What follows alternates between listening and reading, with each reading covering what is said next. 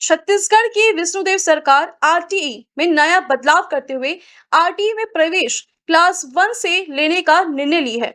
इस फैसले को प्राइवेट स्कूल मैनेजमेंट एसोसिएशन ने गलत बताते हुए कहा कि 3 से 6 वर्ष के बच्चे अगर सीधे क्लास 1 में एडमिशन पाते हैं तो उन्हें भाषा और व्यवहारिक दिक्कतों का सामना करना पड़ेगा।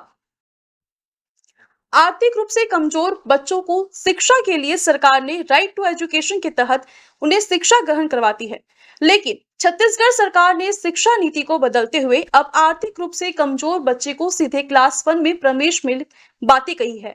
इस नए नियम के आने के बाद प्राइवेट स्कूल मैनेजमेंट एसोसिएशन ने इसे गलत बताते हुए कहा कि जो बच्चे सीधे क्लास 1 में प्रवेश करेंगे वे पढ़ाई में पिछड़ सकते हैं और उन बच्चों पर मानसिक दबाव के साथ ड्रॉप आउट की संभावना भी बढ़ेगी।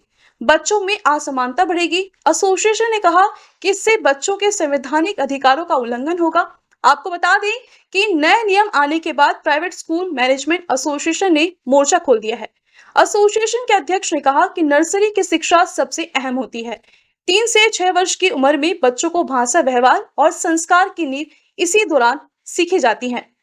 और इसी खबर की हम अधिक अपडेट के लिए Chhattisgarh private school management association के अध्यक्ष राजीव गुप्ता जी से जुड़ेंगे। राजीव जी, छत्तीसगढ़ सरकार ने RT that is right to education के तहत प्रदेश नीति में क्या कुछ नए बदलाव किए हैं और इसका मुख्य उद्देश्य क्या है?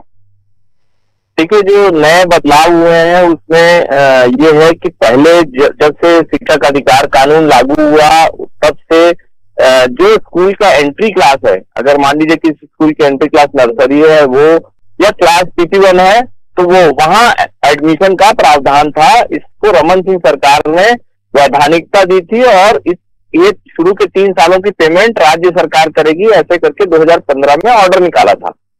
अब जो वर्तमान आदेश हुआ है वो कक्षा पहली से प्रवेश का हुआ है। ये जरूर है कि शिक्षा अधिकार कानून कक्षा पहली से प्रवेश के लिए बोलता है, लेकिन साथ में उस कानून में ये भी जिक्र है कि स्कूल की एंट्री क्लास को पहली कक्षा माना जाए, जहां प्रवेश राज्य सरकार चाहे तो दे सकती है।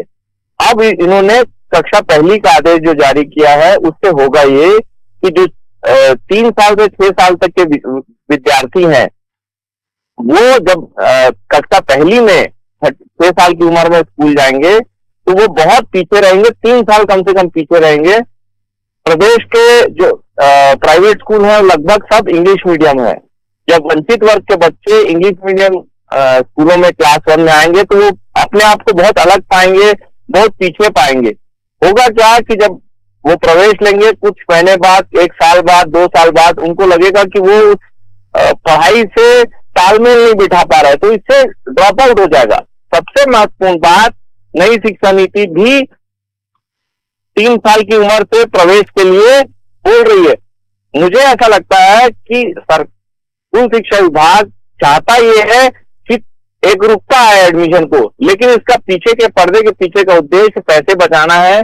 इन 3 सालों के पैसे स्कूल शिक्षा विभाग को शिक्षा के अधिकार कानून में देने नहीं पड़ेंगे, इसलिए ये निर्णय लिया गया। छत्तीसगढ़ प्राइवेट स्कूल मैनेजमेंट ने आज लिखित रूप से अपना विरोध दर्ज कर दिया है। अगर इस निर्णय को ये वापस नहीं लेंगे तो हम हर स्तर पर विरोध करेंगे। अगर ये बात नहीं माने तो हम कोर्ट जाएंगे। मुझे उम्मीद है कि हमें राज्य सरकार से ही न्याय मिल जाएगा। जी, राजीव गुप्ता जी, आपके अनुसार क्या लगता है कि आर्थिक रूप से कमजोर वर्गों के बच्चों के लिए नर्सरी की शिक्षा कितनी महत्वपूर्ण होती है और इस तरह में बच्चों के विकास में क्या क्या तत्व शामिल होते हैं? बहुत महत्वपूर्ण होती है। देखिए, नई शिक्षा नीति जो बनी, अनिवार्य शिक्षा को 3 साल से 18 साल कर दिया। वो इसीलिए किया कि जो सरकारी स्कूल है वो कक्षा पहली से संचालित हो रहे हैं। जो बच्चों का मानसिक विकास होता है वो 3 साल से लेके 8 साल तक में, ये वैज्ञानिक रिपोर्ट है, ये सारे तथ्य हैं, डॉक्यूमेंटेड तथ्य हैं कि बच्चों का सबसे ज्यादा विकास 3 साल से 8 साल की उम्र तक होता है। अगर आप उन 3 सालों में 3 से लेकर 6 साल तक में विद्यार्थियों का प्रवेश नहीं देंगे तो बच्चे पिछड़ जाएंगे और शिक्षा में पिछड़ जाएंगे। आप क्योंकि ये स्कूल सरकारी, जितने भी प्राइवेट स्कूल हैं ये सब अंग्रेजी मीडियम स्कूल हैं।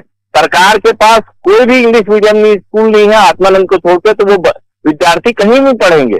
जब वो नहीं पढ़ेंगे, मान लीजिए पढ़ भी लिए हिंदी मीडियम स्कूलों में, अच्छा, आपकी जानकारी के लिए सरकार को, केंद्र सरकार ने कहा था आप बालवाड़ी खोलिए और जितने ज्यादा से ज्यादा हो सके आप नर्सरी स्कूल खोलिए ताकि बच्चों की पढ़ाई अच्छी से हो सके, आगे शिक्षा में उन्नति हो सके। लेकिन इन्होंने बालवाड़ी में भी खोली, तो इसका मतलब ये कि सरकारी स्कूल जो है अभी 6 वर्ष से संचालित है, तो गरीब वंचित वर्ग के विद्यार्थी कहाँ जाएंगे? जी, तो राज्य सरकार इस शैक्षणिक असमानता को कम करने के लिए क्या कुछ उपाय करेगी या फिर आगे जाके वो क्या कदम उठाएंगी, इसके बारे में आपका क्या कहना है? मुझे लगता है ये आदेश हड़बड़ी में लिया गया, जो भी इनके सलाहकार हैं उन्होंने गलत सलाह दी है इनको, इस आदेश को इनको वापस लेना पड़ेगा। ये कारण ये बता रहे हैं, 2 कारण जो आज मीडिया से मुझे पता चला, 2 कारण बता रहे हैं। एक प्रवेश को लेके एक रूपता लानी है, कहीं नर्सरी में प्रवेश हो रहा है, कहीं CP1 में प्रवेश हो रहा है, कहीं कक्षा पहली में प्रवेश हो रहा है, वो एक रूपता लाना चाहते होंगे शायद ये। और दूसरा इन्होंने कहा कि जो RT के प्रवेश प्रक्रिया में भ्रष्टाचार है उसको रोकना है। तो मेरा इनसे ये सवाल है कि मान लीजिए किसी गांव में चोरी हुई, तो आप चोर को पकड़ेंगे कि पूरे गांव को बंद कर देंगे? आपके सरकारी स्कूलों में रोज शराब पी के टीचर आ रहे, तो आप क्या सरकारी स्कूल में टीचर को बुलाना बंद कर दिए? ये गलत है, निर्णय एकदम सिरे से खारिज करने योग्य निर्णय है। मुझे लगता है हमारी मुलाकात तय है माननीय मंत्री जी से, मुझे लगता है ये आदेश को वापस लेना पड़ेगा। नहीं वापस लेंगे तो उसमें जो न्याय संगत रास्ता है उसको अपना के हम आगे बढ़ेंगे। जी, राजीव जी, प्राइवेट स्कूल मैनेजमेंट एसोसिएशन का मानना है कि इस नए नियम से बच्चों के ड्रॉप आउट और पढ़ाई में पिछड़ने की जो संभावना है वो बढ़ सकती है, तो इसके बारे में आप विस्तार से क्या कहते हैं? देखिए, क्या होता है, जो शिक्षा के अधिकार कानून में विद्यार्थी स्कूलों में आते हैं वो वंचित वर्ग के हैं, कई फर्स्ट जनरेशन लर्नर है, इनके परिवार में किसी ने और पढ़ाई नहीं की, वो पहले बच्चे हैं जो पढ़ रहे हैं। जब अच्छे किसी स्कूल में इंग्लिश मीडियम स्कूल में विद्यार्थी पढ़ने आते तो एक जो सामाजिक गैप है, समाज की जो विषमता है, उससे वो प्रभावित है ही पहले ही बच्चे।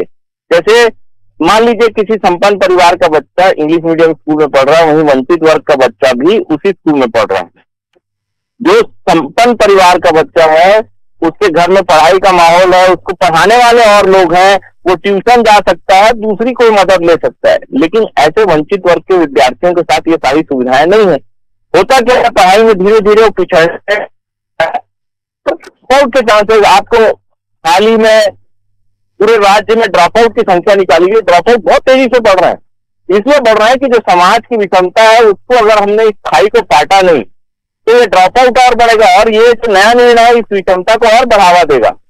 दूसरा, इसमें आप देखिए कि अगर ये विद्यार्थी ऐसे ड्रॉप तो अशिक्षा किस स्तर पे जा सकती है। अगर विद्यार्थी आपको पहली में प्रवेश किया, आपने 1 साल 2 साल बाद ये विद्यार्थी ने पढ़ाई छोड़ दी और वो सरकारी स्कूल लायक भी नहीं बन, तो देखिए किस स्तर पर जाएगी। हालिया रिपोर्ट है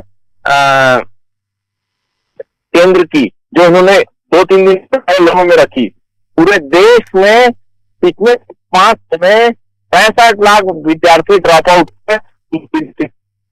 ये की जो संख्या है ये बहुत से देशों की जनसंख्या से ज्यादा है। मतलब कई देश अशिक्षित, कई देश जितनी जनसंख्या हमारी अशिक्षित होती जा रही है।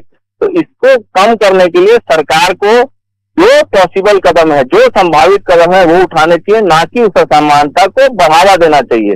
ड्रॉप आउट बड़ा कारण है, बच्चे कम शिक्षित होंगे ये कारण है। इसलिए मुझे लगता है कि इस निर्णय को वापस लिए जाने की जरूरत है। अभी भी सब कुछ ठीक चल रहा है, तब ड्रॉप आउट की संख्या ये है। आप ऐसे एक पक्षी निर्णय लेंगे तब सोचिए ड्रॉप आउट की क्या स्थिति होगी, शिक्षा का क्या हाल होगा। जी, तो राज्य सरकार के नियम के अनुसार डायरेक्ट जो 3 से 6 वर्ष के बच्चे हैं वो डायरेक्ट क्लास 1 में प्रवेश पाएंगे। तो क्या कुछ अगर ऐसा नियम लागू रहता है तो क्लास 1 में डायरेक्ट जो बच्चे जा रहे हैं वो नर्सरी KG1 में जो बच्चे जो शिक्षा उनको मिलनी चाहिए, जो सीख उनको मिलनी चाहिए थी, क्या के चीजों से वो वंचित होकर डायरेक्ट उसमें प्रवेश करेंगे? मैं सवाल फिर से दोहराएंगे। जैसे कि राज्य सरकार ने कहा है कि 3 वर्ष से लेकर 6 वर्ष के बच्चे डायरेक्ट क्लास 1 में शिक्षा प्राप्त करेंगे, प्रवेश प्राप्त करेंगे।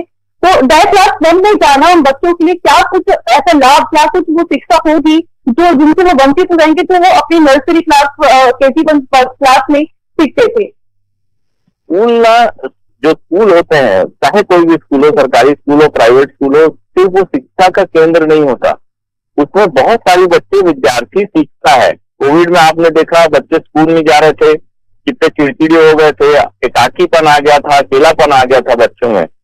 होता क्या है कि जब बच्चे स्कूल जाना चालू करते हैं तो बहुत सारी चीजें सीखते हैं अपने साथियों से, टीचर्स, उस माहौल से।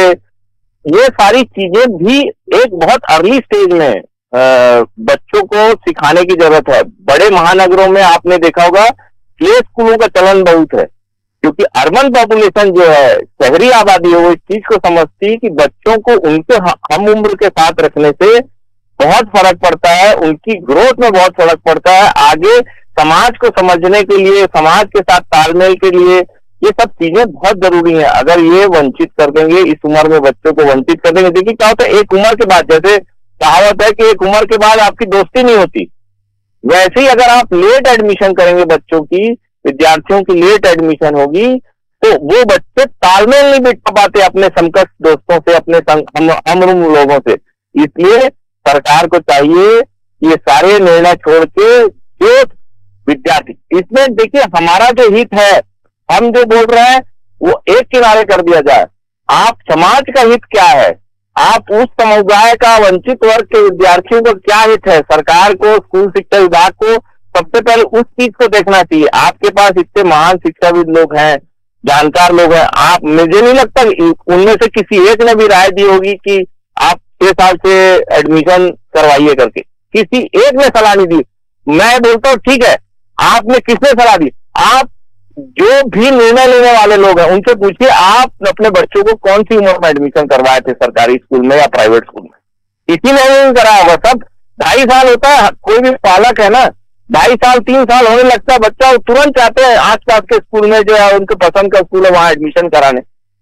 आप पूछिए, निर्णय एक सिरे से गलत है, इसको वापस लेना पड़ेगा इनको। जी बिल्कुल। तो अब देखना होगा इस नए नियम के बाद सरकार जो असमानता पैदा हो रही है उसे ठीक करने के लिए क्या कुछ कदम उठाएगी। बहुत बहुत धन्यवाद राजीव गुप्ता जी आपका, हम आपसे पुनः जुड़ेंगे। धन्यवाद। न्यू वीडियोस की अपडेट पाने के लिए सब्सक्राइब करें इंडियन न्यूज को और बेल आइकन को दबाएं।